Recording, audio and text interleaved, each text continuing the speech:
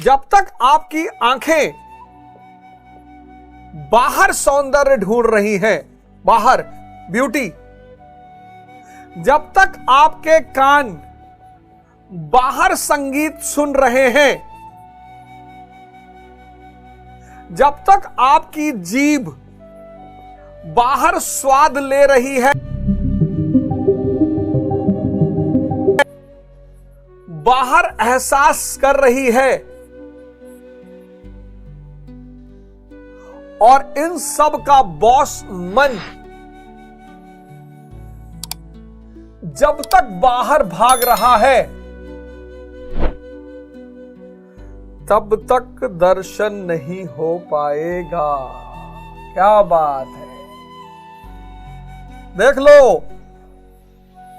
षड्यतन, द्वादश निदान में इस षड्यतन की बात की थी हमने, 6 द्वारों की। देख लो अपरिग्रह का,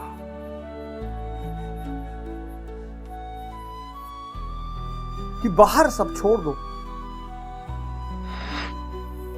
कुछ लोग नहीं समझ पाते तो घर ही द्वार छोड़ के चले जाते। साधना जो होगी वो इन 6 की होगी।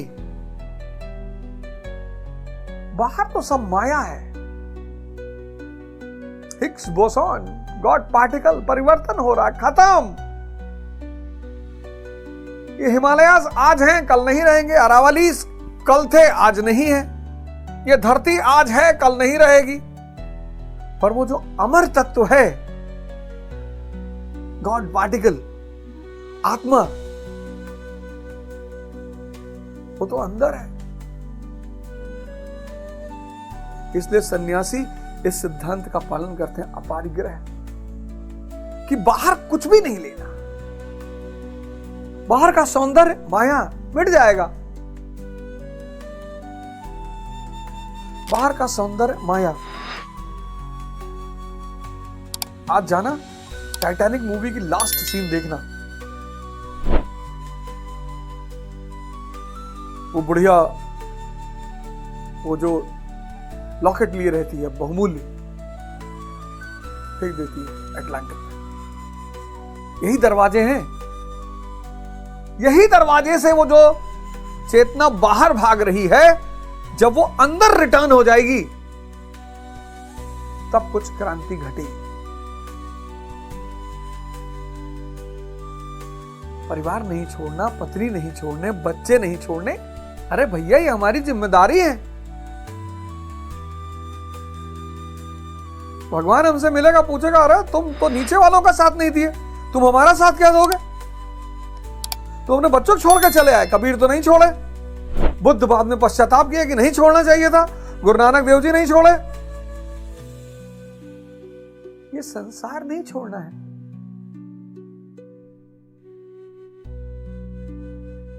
बाबूजी, ये संसार नहीं छोड़ना है, ये माया छोड़नी है।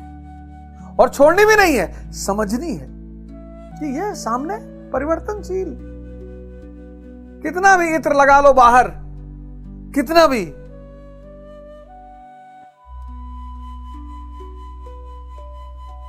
अगर शरीर के विचार अच्छे नहीं हैं, अगर मन में विचार अच्छे नहीं हैं। आज इतने सारे लोग इतने तरह का डीओ और परफ्यूम और इत्र लगा रहे हैं, पता है क्यों? विचार हावी हो चुके हैं, भाव खत्म हो चुके हैं। शरीर में खुशबू भाव की देन है।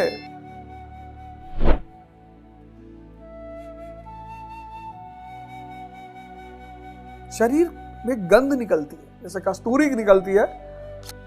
25वां श्लोक कि आत्मा इंद्रियों का विषय नहीं है, और जब तक इंद्रिय विषय संयोग है तब तक तो आपकी चेतना, जिसको दर्शन करना है वो बाहर भाग रहा है, जिसको मिटना है, मिलना है, वो बाहर भाग रहा है, और इन्हीं सब दरवाजों से बाहर भाग रहा है। कहां मिलेगा? दूसरी बात गुरु भगवान कहते हैं इसी श्लोक में, तो ये बात समझने वाली है, बड़ी इंपॉर्टेंट बात है ये क्योंकि बड़ी अजीब सी बात है। इसमें लोग कभी कभी बड़े भ्रमित हो जाते हैं। संसार छोड़ दें? क्यों छोड़ दोगे? परिवार छोड़ दें? बिल्कुल नहीं। बेहोशी छोड़नी है, बेहोशी, बेहोशी छोड़नी। आप कुछ भी खाते हो, मटन खाते हो, मुर्गा खाते हो, कुछ भी खाते हो, अब की बार जब आप खाने बैठिएगा ना, 5 मिनट आप अगर साधना करते हैं, 5 मिनट आंख बंद करके और सांस पूरी गहरी ले जाइए, 5 मिनट, आपकी वो जो खाने की हवस है वो मर जाएगी। और आप गौर करना कि आप चॉइस से नहीं खाते हो, आप हवस से खाते हो। जो आप कहते हो ना कि भैया हमसे ना छूटी, बेहोशी में खा रहे हो आप। ये सब कुछ नहीं छोड़ना है, बेहोशी छोड़ देनी। मूर्छा एक बड़ा प्यारा वर्ड है, उसको छोड़ देना है और धीरे धीरे बाहर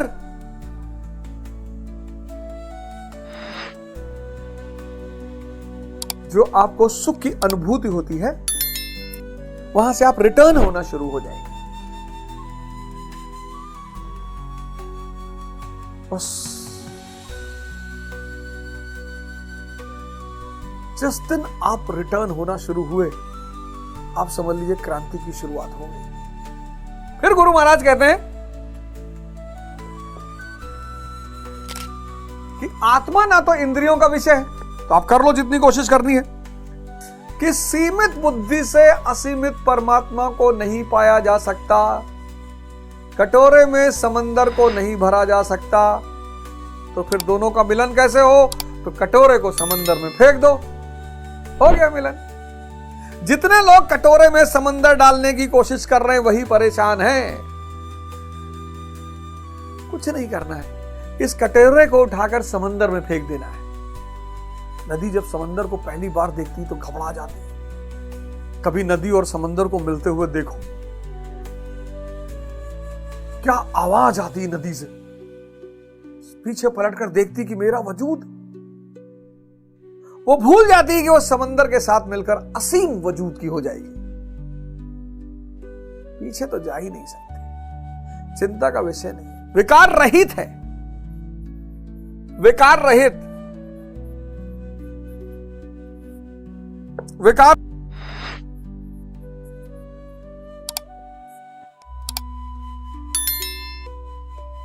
कौन?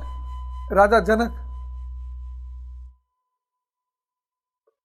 अब देखो राजा जनक, एक सन्यासी उनके दरबार में पहुंचा, उसने कहा हम संत होके अपने आप को नहीं साध पा रहे हैं और आप राजा होकर संत हैं, कैसे संभव है? मैं संसार छोड़ ही नहीं पा रहा हूं।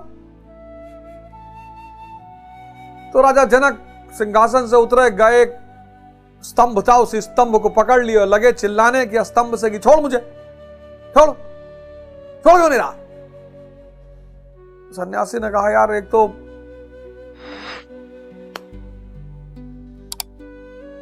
जवाब देने दूर छोड़ दो, नाटक कर रहे हो यार।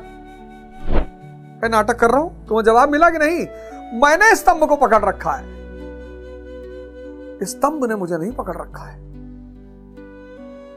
हमने संसार को पकड़ रखा है, संसार ने हमें नहीं पकड़ रखा है। और संसार का एक नियम है, जो आपको प्रेम करे उससे आप प्रेम करो, बाकी सिर्फ धर्म निभाओ। सबसे प्रेम करोगे तो फंस जाओगे, फिर तो बहुत बुरा फंस जाओगे। धर्म, पुत्र का धर्म, पिता का धर्म, भाई का धर्म, हर चीज का एक धर्म है, उस धर्म को निभाना बहुत जरूरी है।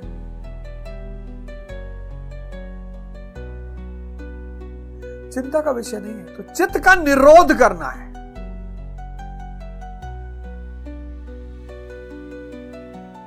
और चित्त में बादल घूम रहे हैं,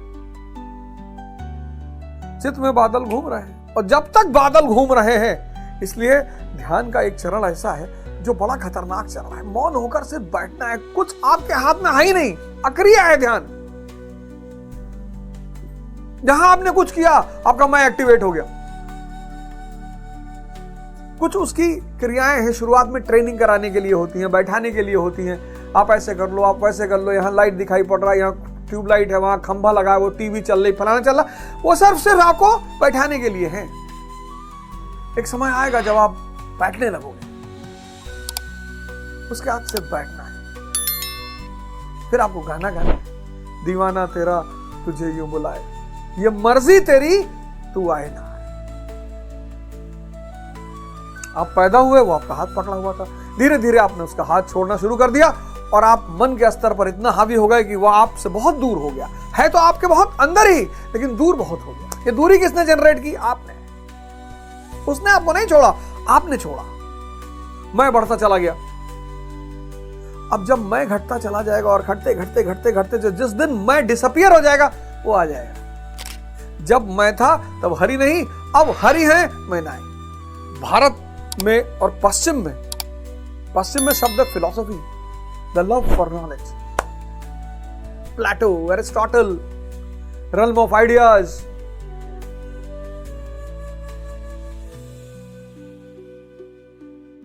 लेकिन भारत में उसे कहा गया दर्शन, जो सिर्फ देख कर ही जाना जाए।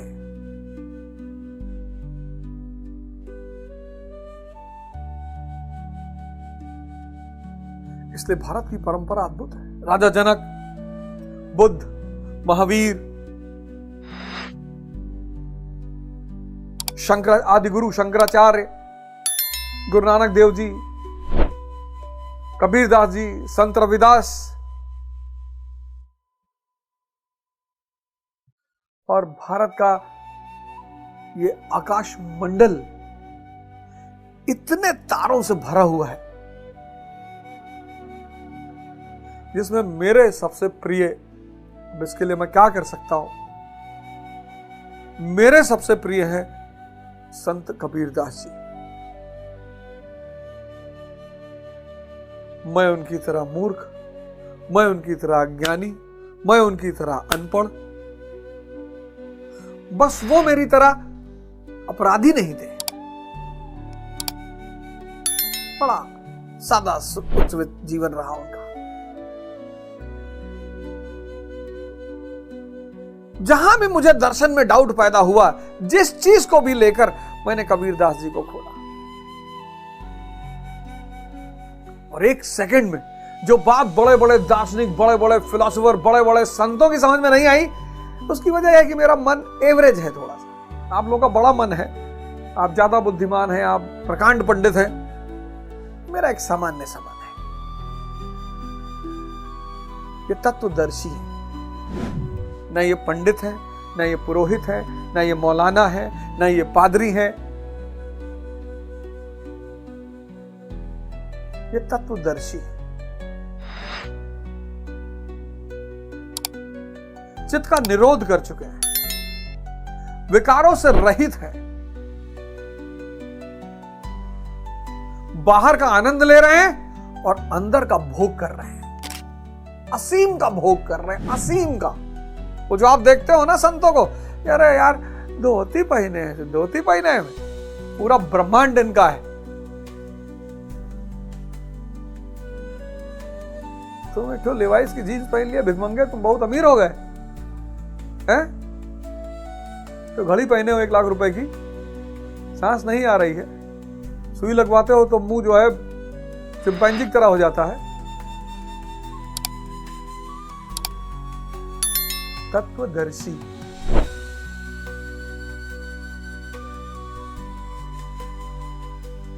मेटाफिजिक्स,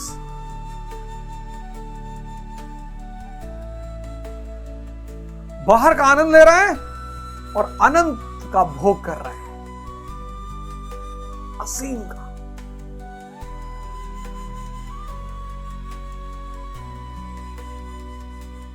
और चूंकि इंद्रियों का विषय नहीं है, मन का विषय नहीं है, चित्त का विषय नहीं है, इसलिए सिर्फ इशारा करते हैं। वो इशारा बाइबल में है, वो इशारा कुरान में है, वो इशारा श्रीमद् भगवत गीता में है।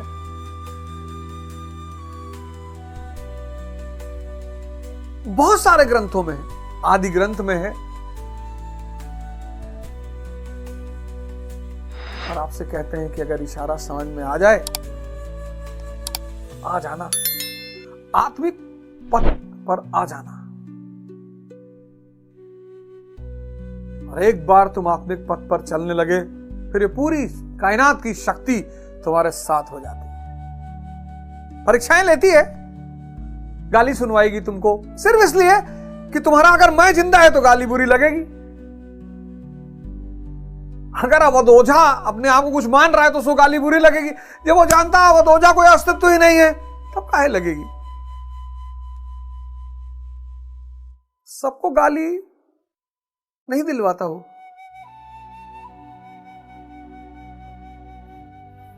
बड़े किस्मत वालों को गाली भी दिलवाता है।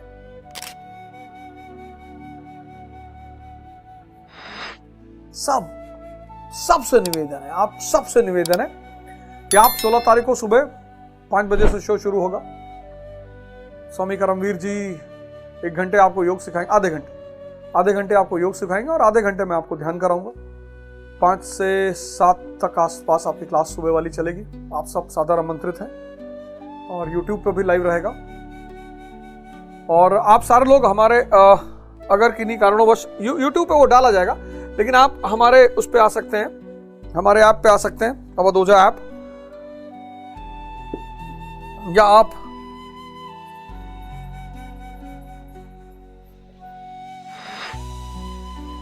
या फिर आपको YouTube पे लाइव कर दिया जाएगा, आप वहां से भी देख सकते हैं। और आओ इस समुद्र मंथन को जारी रखें, अमृत तत्व की तरफ बढ़े, परिवार, समाज, राष्ट्र, विश्व का कल्याण करें।